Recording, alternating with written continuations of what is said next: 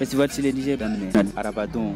janvier kalo tile 31 nin y'a san 20 ye ni festival bilala sen na a kɛra Mali seko ni dɔnko ɲɛnajɛba dɔ ye segukaw bɛ ɲɛfɔli kan ye festival ye nafa min lase u ma.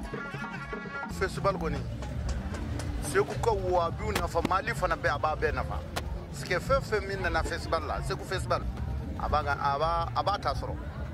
i y'a faamu a ka di mɔgɔw ye a kɛcogo ka ɲi i y'a faamu.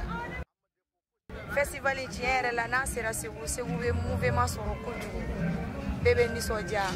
feerekɛlaw nana ka bɔ Bamako segukaw yɛrɛ bɛ feere la yan nɔ vraiment an content yɛrɛ de don yan nɔ franchement. Tiɲɛ na an bɛ Segu yan da ka d'an na parce que a temps kɔnɔna na an bɛ caman sɔrɔ a la halisa n'u sera ka dɔ fara a ko kan k'an dɛmɛ a ko kɔnɔna na a bɛ diya an ye halisa. Yɛrɛ la festival la segukaw kunnawolo yɛrɛ de bon vraiment ala da far ni fɛn ninnu ma c'est très important quoi parce que a b'an tin don ɲɔgɔn na quoi.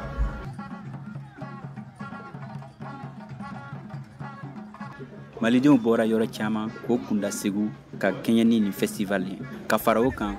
dunan caman fana bɔra i n'a fɔ Côte d'Ivoire ani La Guinée. Madame Bangoura ani Madame Fofana olu bɛ ɲɛfɔli kan ye.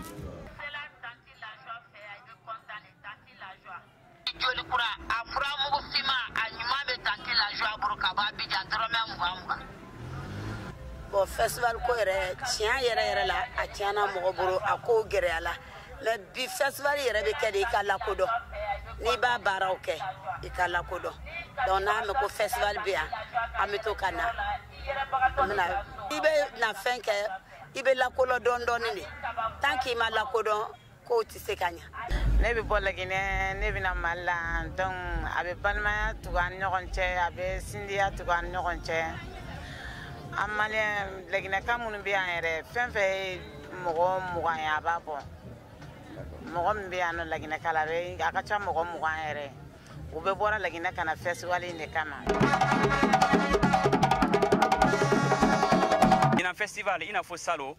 VOA Bambara a n'a ka lasigidenw min bɔra Moti, Segu ani Bamako bɛna kunnafoniya a y'aw sɔgɔ sanga ni wagati bɛɛ VOA Bambara kan Mokhtar Bari VOA Bambara tɔgɔ la ka bɔ Segu.